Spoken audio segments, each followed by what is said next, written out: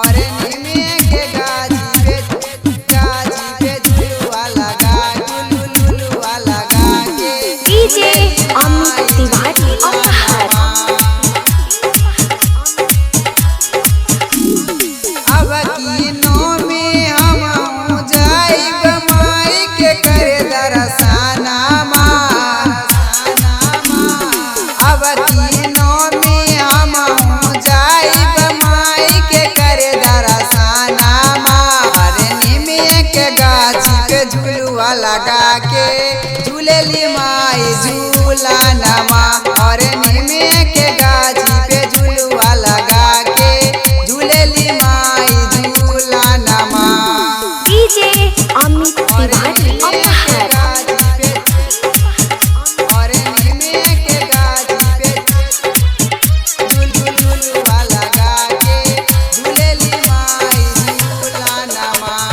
Music by सरवर राज।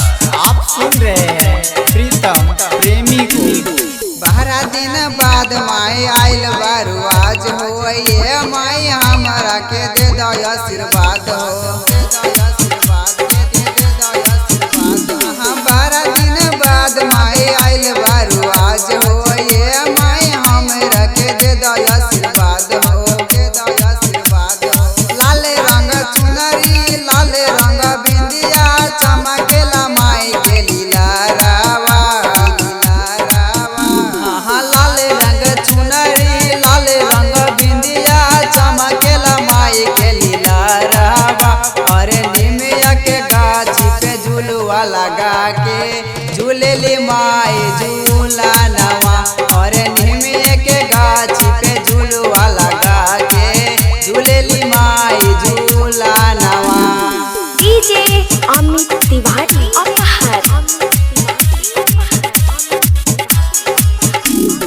माई के बिंदिया चम चम चमके जैसे चमकेला चनवा हो जैसे चमकेला चनवा हो माई के बिंदिया चम चम चमके जैसे चमकेला चनवा हो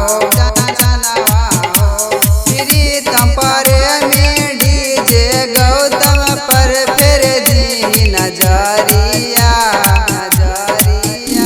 प्रीतम प्रेमी डीजे गौतम पर फेर दी नजरिया और निमे के गाछी पे झुलुआ लगा के झूलेली माई झूला नमा और निमे के गाछी पे झुलुआ लगा के झूलेली माई झूला नवा।